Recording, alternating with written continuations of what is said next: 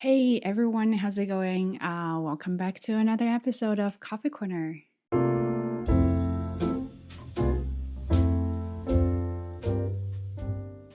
Okay, so today I kind of want to chat about jobs, not Steve Jobs, but actual jobs.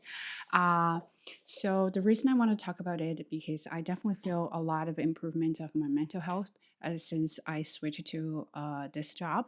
So I thought that would be a good opportunity or that would be a good timing to talk about quitting or finding new jobs, something like that. And I, as I promised you before, yeah, I'm gonna do it the one episode about it. And I did get a message about, hey, you remember you mentioned that in episode 22, and then you actually never did it. So here's the episode.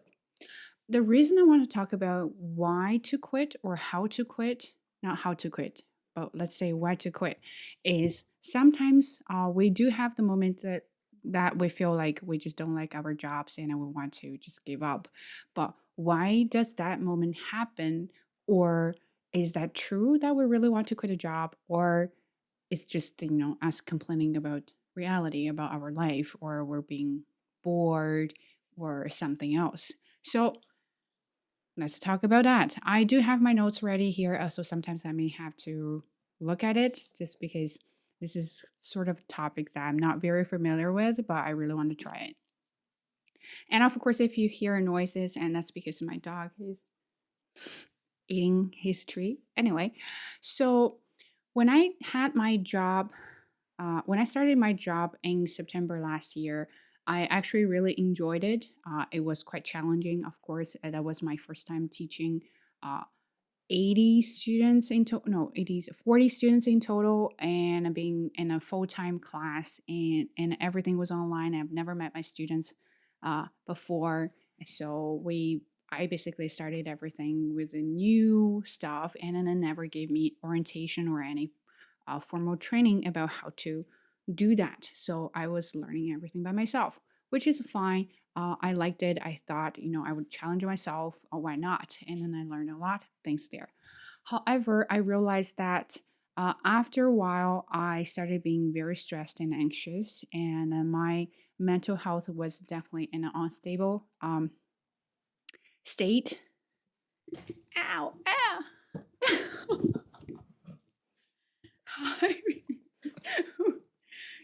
So, I, how do you feel about quitting job? Okay. Do you like your job? Do you make money? Oh, you burped at me. I know. Okay. Okay. Yeah, you're a good boy. So I started realizing that I was always depressed and I didn't want to go to work, or I didn't want to wake up in the morning to do my job, and I didn't want to go to bed because I felt like that was the only time I could have for myself, and I didn't want to waste it by just sleeping through the whole night. That's when I realized that I need to do a little bit change about the job. However, I did realize back then I had no backup plan. I couldn't just quit my job and say, yeah, no, I'm done with it. I just don't want to do it anymore. But hey, you do have to realize, check out your bank account. Right? You don't have much savings there, so you better continue, even though you don't like your job. And that comes to our topic, how. But before we talk about how, let's just dive in and figure out why people quit or why I quit, right? So, first, the reason I have here is a lack of appreciation. Uh, of course, and actually, when I Googled the number one reason for quitting, employee quitting, and that is the number one reason. I think, according to the research, like 79% of people quit their jobs because of there's the lack of appreciation or acknowledgement. So at my work, I would say they were pretty fair. They acknowledged my ability. Of course, they also, like, at the end of the semester, they offered me a regular full time job, which is rare because I was relatively new. They didn't really do that with the new people. It was most of it were more common if you stayed there for a really long time and then they really like you, and then they will put you in a regular position, which will you will have benefits. Anyway, so that's another point. The point is, I was there. I did a lot of work, and I created my own Excel sheet. I created my own Google Classroom, and organized everything, and I had extra materials. Uh, but nobody cared. So that was the point. I feel like I was doing everything, but nobody seemed to like, hey, you did a good job. It was more it was more like, yeah, good job. And then continue. So where is my rewarding? It doesn't have to be a physical rewarding, but sometimes I feel like, even just a few nice words, or at least respond to my email. Right. So anyway, that's the previous job I had. But that wasn't bad. I still like the job. I learned a lot from them, and the management team was really nice to me, and students were really nice to me. It's just the whole vibe there just wasn't kind of my thing. So anyway, the job before that one, that was the second time I quit. So the job I had here is the third job I quit. First a job in Canada was a also not like admin person slash ESL instructor at a private language school. I really enjoyed that working there because their students were super nice and passionate about learning a language, and my colleagues were lovely. I My best friend works there. We actually became friends there when I was working. So I love her. She's wonderful. We're still, in touch. The thing I didn't like was their management style and the people, the management team. So they didn't care if you're doing a good job or not. If students are not happy, then that's your fault. So sometimes it's like, well, your students got to do some work, right? So and then you can improve. If you don't do work, you can't improve. Then you can't come to complain that my English is not good, and then the management team will be like, oh, that's teacher's fault, which is not true. However, there is one person, nobody liked him, but he was saying that teachers are just training monkeys. If we train monkeys, they'll do the job. It doesn't matter who, which is of course not true, and it's a little bit humiliating for professional ESL teachers. We did go through a lot of training. We have qualifications and certification.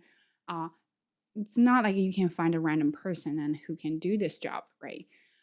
Anyway, I didn't like that. I had burnout there. I was crying because he wasn't fair to me. He just was not a good manager.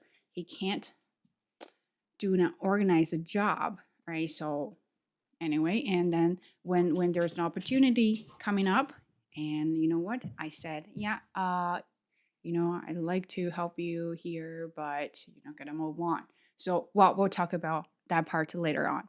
And my very first job was in China. I was doing student applications for universities abroad, and that was like a agencies like studying abroad center in a university. So that wasn't too bad because we don't have to compete or we don't have missions to accomplish every month. So we just kind of do the work if we get it.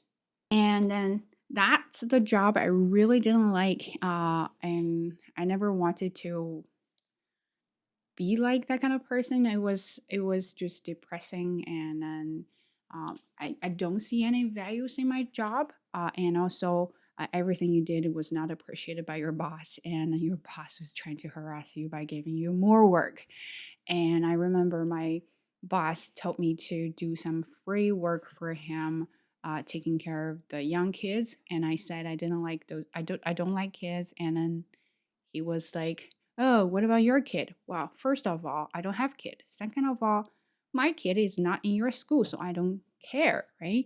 So anyway, I didn't quit until I got my study permit, uh, because I need to have a backup plan, right? So that's something we can talk about after we finish why. Another reason is feeling burnout. While it can be very common when you feel burnout at your work, of course, too much workload, and then you feel like you can't accomplish anything, or your boss gives you a short time and but asks you to do a lot, and you can't finish that, and or every time you work under stress. So you will feel burnout all the time. And that's how I felt when I worked for my previous job. I felt like that was a lot because I had to plan lessons and deal with the students 24/7, and then got nothing, like got rarely got support from my lead. So yeah, definitely felt burnout at that moment. And another thing, well, it's more like poor mental health. I don't know if this is common, but here mental health is a really big thing. I did feel very stressed and anxious after the job. I went to do a test about my stress level, and then of course I was diagnosed with a little bit like light medium anxiety. So that's when I actually really thought about switching my job. But back then I didn't have any options and backup plan. So I was basically hanging there. When they offered me the new position, I said yes, even though I didn't really like it, but I had no option. So, better than nothing. Okay. Another one is relationship with management. I did have this problem when I worked for that private language school. Only that one person. The other management team members, they were really, really nice, but only that one person treated teachers like, we're just tools there. Um, corporate culture, I don't really have problem with that, but I'm not sure if some of you guys actually, don't believe the culture there. Well, I know in China we have that 996 thing, but here we don't really have that problem, and everyone is so friendly. They're always worried about your mental health and are trying to support you as much as they can. So culture wise, not really. But if you work for a private company, it might be stressful because they care about the results instead of how you are doing it. So, and another thing is lack of engagement. Oh, that's definitely a big thing. Yeah. So my previous job, I know they were busy. They were short of human resources for sure, and they've only got a few people to cover everybody, and of course they could not respond to your need right away. But to be quite honest, when I really needed help and I felt like I got no one to help me, I felt quite stressed there. And that's when I felt like there's no interaction, no engagement. But my new job, when I needed help, I emailed my lead. If my lead can't solve the problem, then I have my supervisor. So there's different levels. And they are like really, they're super hands on. If you really, really need help, they'll just guide you through everything step by step.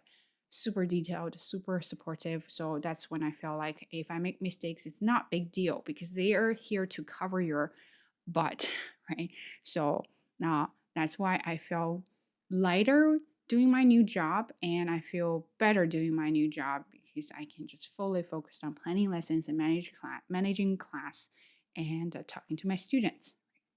Another thing is unhappy at work. Well, when I did my previous work job, I was constantly not happy. I felt lazy. I didn't want to do anything, and I think the only thing that support me when go through the difficult time is doing videos here. And I felt like I could just quit the job and then started being a full time content creator. But I know that's not right. Don't make any money here, so I won't survive making videos. Anyway, and another thing is the lack of career growth. So you got to think about not like I think 5 years or 10 years are too much, but think about 3 years, even 2 years, right? After 2 years, where would you be? Not you're trying to set a goal, but if you're so a main person, sure. After 2 years, I'm still gonna be a main person, but I'm aging, right? So I do have more experience, but I'm getting older. Can I go any further? Right? That is a problem or question you should ask yourself. If you don't see any light or like potential, uh, or any hope in your job, maybe that's when you need to think about switching jobs, right? So that's like career growth. And of course, for me, that's the most important part is money, right? Do you get paid well? Do you get paid well for what you do? If you have the job or work that only worth like $20 and you get paid for $20, and then don't complain. If you're doing a $40 work and they only gave you $21, then that's when you really feel unhappy, less motivated, and of course other negative feelings. But that's why. So, talk about how to quit. I know, especially right after the pandemic, a lot of people are quitting because they don't want to come back to work. They want to work from home. And of course, not many people can work from home. So you have to think about that. And when you feel like, oh, I really worried about my safety and then you want to quit, sure. Do you have money in your bank account? Do you have a backup plan? Or any plans for near future? You can't. So you do realize that if you don't have a job, then you don't have income, right? So do you have any other income that if you don't have job and that income will still last you for a bit until you find another job? If not, then you better stay here for a while until you find the one that can support your living. And another thing is to, if there's something wrong at work, but you can fix it by talking to your manager or the boss or the organization. So I think you should talk to them first. Well, this is just my personal opinion. Talk to them first, communicate. Well, communication is always the key, right? So talk to them about what you're worried about, what bothers you, and maybe they didn't realize you had these problems, and then they can help you solve the problems and do a little bit more to help you with your work, job, or mission or duties, responsibilities there. So definitely have a talk if you don't want to quit this job or you have no plans and you still want to hang in there. So communication would be a good way to solve the problem. And then there is something you just can't chat or talk, and there's no way you can do it. You just want to quit. Uh, don't be that kind of person. Well, I always want to be that person. You think you're going to take a revenge, right? So they've been mistreating you for a while, and then you feel like it's not fair. I'm going to do a revenge. When I quit, I'm going to slam the door and I'm going to say that you will regret and then go, well, I guess that's not going to happen if you are living in the real world. The problem with that is you're going to burn your bridge, right? So you don't want to do that. So never burn your bridge.